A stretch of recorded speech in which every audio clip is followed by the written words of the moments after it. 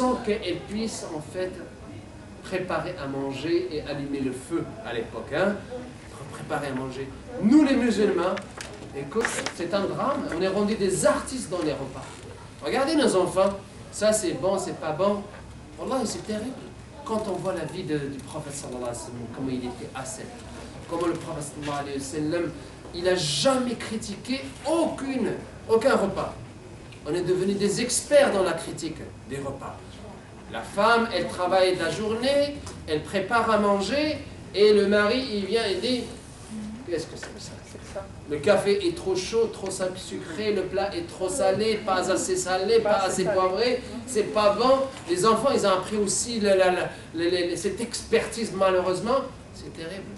Le prophète n'a jamais critiqué. D'ailleurs, c'est le premier exercice qu'on a vu ici.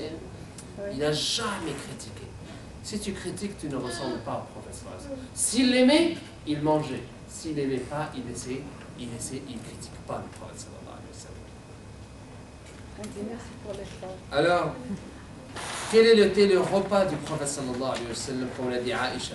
Kana al-aswadan. Vous savez qu'est-ce que c'est l'aswadan? Les deux noirs. Les deux noirs. Hein? Les pires des dates, la mauvaise qualité des dates et l'eau. C'est ça le repas du prophète sallallahu alayhi wa sallam.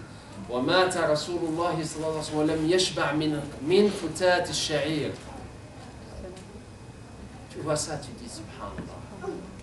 L'homme le plus heureux au monde, il est mort, comme il dit Aïcha, sans avoir jamais été rassasié jusqu'à sa fin des miettes d'orge, des miettes de pain d'orge. Ça, c'est le prophète Mohammed sallallahu alayhi wa sallam.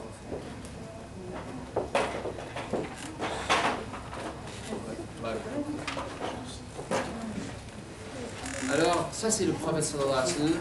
S'il faut répondre à des gens qui disent que appliquer toute la sunna du prophète sallallahu alayhi wa sallam, moi je leur dis, appliquez ça. Applique dans ta vie comment le prophète sallallahu alayhi wa sallam était très modeste et simple. Ok, c'est très difficile. On est loin du compte. Si les sahaba, il dit le prophète sallallahu alayhi wa sallam, il va y avoir parmi les signes de la fin du monde. Vous savez c'est quoi le signe de la fin du monde? Le prophète sallallahu alayhi wa sallam, il a donné 95 signes de la fin du monde, c'est les petits signes. Hein? Et il a parlé de 2012, la fin du monde de Maya. Est-ce qu'il a dit ça, le prophète sallallahu alayhi wa sallam? Non, parce qu'il y a des enfants qui viennent me voir. Mais c'est vraiment le 2012, la fin du monde? Non, c'est terrible. Personne ne connaît la fin du monde. Personne. Même le prophète sallallahu alayhi wa sallam ne la connaissait pas. Même Jibril ne connaissait pas la fin du monde. Mais il a donné des indices, ce qu'on appelle les petits signes de la fin du monde de l'ordre de 95 signes qu'il a donnés. Et il y en a 10 signes de les grands signes de la fin du monde. Les petits signes s'étalent dans le temps et le repentir est encore possible. Les grands signes, c'est vraiment vers la fin, le repentir n'est plus accepté. Et quand il y a le premier qui commence, les 9 autres, ils s'enchaînent tout de suite. Parmi les petits signes de la fin du monde, il dit le prophète sallallahu alayhi wa sallam, Tanzilu atbaq wa turfa'u atbaq. Il va y avoir en fait des gens qui vont pouvoir manger des plats et des plats. On change de plat autant de fois qu'on veut pendant le même repas. On dit ça ou pas encore? On va avoir jusqu'à 3, 4, 5 plats. Hein? Oui. L'entrée, l'avant-entrée, le plat principal, les desserts, aussi variés qu'on veut. Ouais, c'est la fin du monde, comme il dit. C'est proche. Et c'est pour ça, en fait, une des vidéos qui a été faite, que j'avais faite, en fait, qui a été le plus visitée sur Dailymotion, c'est sur la fin du monde. Elle a été vue plus que 160 000. Quelqu'un à la mosquée Badr, j'ai fini le prêche, un vendredi, il m'a dit, ben écoute, j'ai vu ta vidéo sur le site de Maya. C'est pas moi qui l'ai dit, voilà, c'est là, mais c'est terrible. En tout cas, le prophète sallallahu alayhi wa sallam, il dit, pendant ces moments-là, la personne, elle peut même changer plusieurs fois d'habillement dans la journée. On est capable de changer combien de fois d'habillement? Wallahi, moi j'ai honte de moi-même aussi. On a tellement d'habits qu'on peut changer 5, 10, 20 fois dans la journée d'habillement. On est capable ou pas capable? Avec nos garde-robes qui sont pleins. Hein? C'est terrible. Les Sahaba, qu'est-ce qu'ils ont dit? Oh, si on vivait pendant ce moment-là, on aurait la vie facile. on va en fait s'exclure pour avoir du temps pour mieux adorer Allah. Hein? A dit le prophète oui. Non, il a dit non. Maintenant, il dit vous êtes meilleur que cette période-là. Où la vie, elle va être tellement facile que les gens ils vont oublier Allah. Alors c'est pour ça que le prophète, il était en fait simple dans sa vie. Il faisait des doigts pour qu'Allah lui améliore son comportement comme il lui a donné un bon physique. Quand tu trouves le prophète, il dit Allahumma, Allahumma kama hassanta khalqi hassin khuluqi. Comment il était le prophète? Il avait besoin de faire ce doigt? Non. Mais il nous apprend, nous, à le faire. Comme tu m'as donné un bon physique, améliore aussi mon comportement, il dit le prophète. Il demande ça à qui? À Allah. Et nous, qu'est-ce qu'on dit? On a le meilleur physique, on a le meilleur comportement, mais c'est jamais vrai. Regardez le prophète. On a passé des moments et des moments à parler du comportement du prophète sallallahu alayhi wa sallam. Et pourtant, il dit, améliore mon comportement. L'objectif de ma mission, il dit, c'est de compléter les valeurs universelles. C'est incroyable. Voilà, quand tu vois ça, apprenez ce doigt. Hein? Quand tu vois que tu es dans le miroir, que tu vois, subhanallah, c'est comme quelqu'un à la télé, il dit, moi quand je me vois dans le miroir, je me dis, je t'aime. Tu te vois dans le miroir. Je ne l'ai pas compris au début où tu l'as dit. Ben non, l'islam il te dit de le faire ce doigt. Hein? Allahumma kama hassanta khalqi hassin khuluqi. Oh mon Dieu, comme tu m'as donné un bon physique, améliore aussi mon comportement. Il était patient face aux épreuves et aux ennemis. Comment être face aux épreuves? Je vous ai dit en fait, est-ce que quelqu'un ne vit pas d'épreuves dans sa vie? Tout le monde vit des épreuves. Sauf qu'il y en a qui ont des épreuves, ils finissent par se suicider. Il y en a qui ont des épreuves, ils finissent par en fait se droguer, ils plongent dans l'alcool pour oublier. Et nous, l'islam, il nous a donné deux armes redoutables face aux épreuves. C'est quoi les épreuves? C'est quoi les armes? Hein? La prière et la patience. La prière, la communication avec Allah et la patience. C'est les deux armes redoutables. Tu veux surmonter les épreuves? Allah il nous dit, rappelle-toi de la pire épreuve. C'est quoi la plus difficile des épreuves que toute l'humanité va vivre? C'est quoi? C'est se présenter devant Dieu. Le jour où chacun va se présenter devant Dieu avec 95 registres. Chaque registre, il a la longueur de l'horizon. C'est un registre sans fin. Mais 95, retracer sur ce registre toute sa vie, toute ta vie. J'ai fait dans ces moments-là, qu'est-ce que j'ai fait? Tu imagines qu'est-ce que c'est terrible devant Allah? Que tu vas rendre les comptes? Toute ta vie, comme il dit le prophète sallallahu alayhi wa sallam. Tu ne bougeras pas devant Dieu que lorsque tu auras répondu de 4 choses. C'est quoi les 4 choses? Surtout les jeunes qui sont ici, je suis très content de voir autant de jeunes. C'est quoi les 4 choses? Ta jeunesse, où est-ce que tu l'as passée? Il y a plein de jeunes qui ont choisi d'aller dans les parties, dans les boîtes, et vous avez choisi de venir ici. Wallahi, qu'Allah consolide votre foi. Exactement.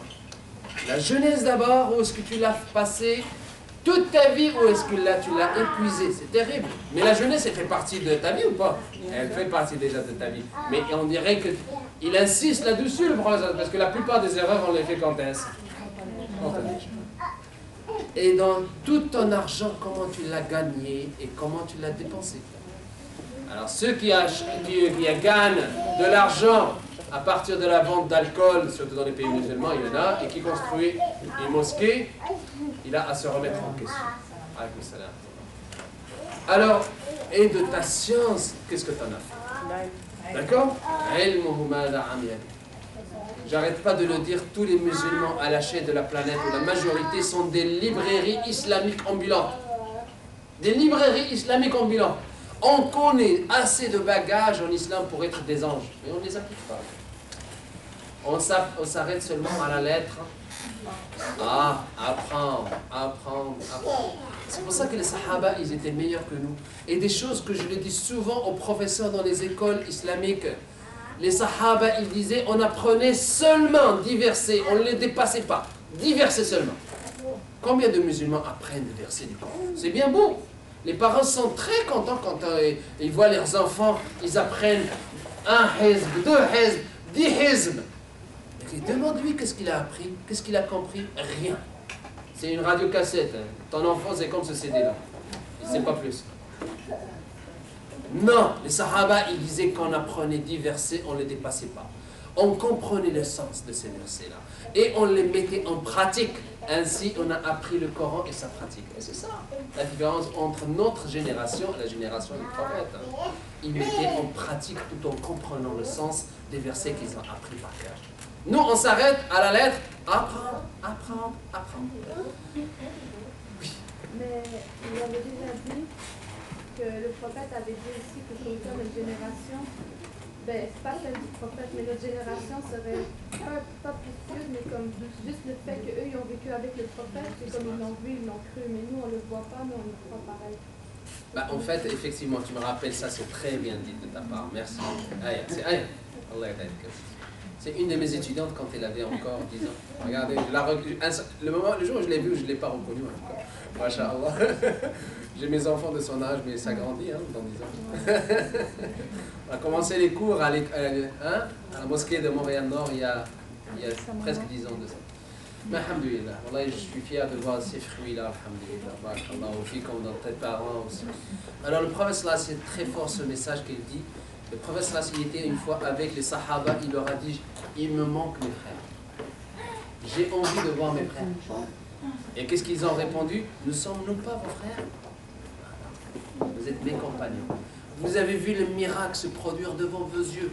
Vous avez vu la lune se fendre en 2 morceaux. Vous avez vu l'eau couler entre mes doigts. Vous avez vu amplifier la nourriture. Vous avez vu Ali qui voyait presque plus. Je lui ai guéri ses yeux. Vous avez vu Abou Bakr qui a été mordu par un scorpion. Il a été guéri par le prophète sallallahu alayhi wa sallam. Vous avez eu plein de miracles. Et là, il va y avoir des gens qui ne vont pas me voir et qui vont croire à mon message. Mais attention, il faut lire jusqu'à la fin ce hadith. Attention, il dit, ils vont croire à mon message, c'est-à-dire quelque part, ils croient et ils appliquent mon message. Parce qu'à la fin, c'est ça ce qu'il dit. Comment tu vas les reconnaître, Ya Rasulallah, dans l'au-delà?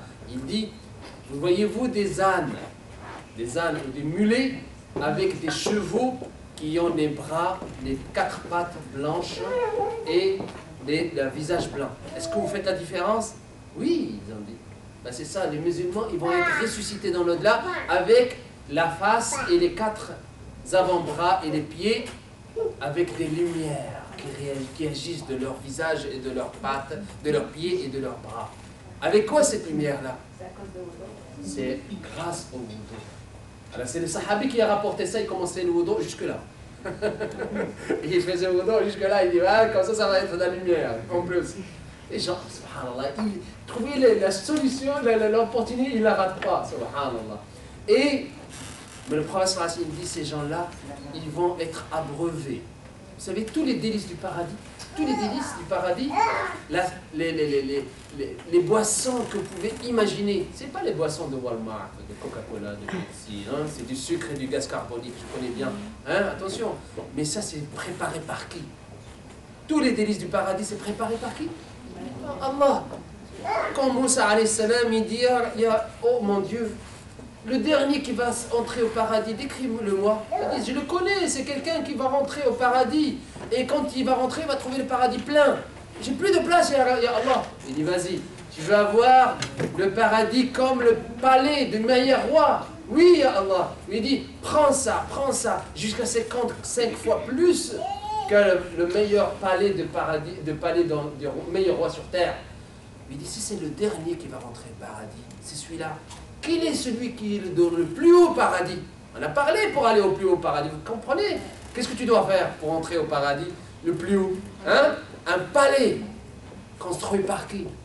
Par Allah. Les mérites, les bénéfices, les délices que tu peux imaginer, que tu ne peux même pas imaginer. C'est ça ce que ça dit d'ailleurs, ce hadith. Qu'est-ce que tu dois faire? Améliore ton comportement.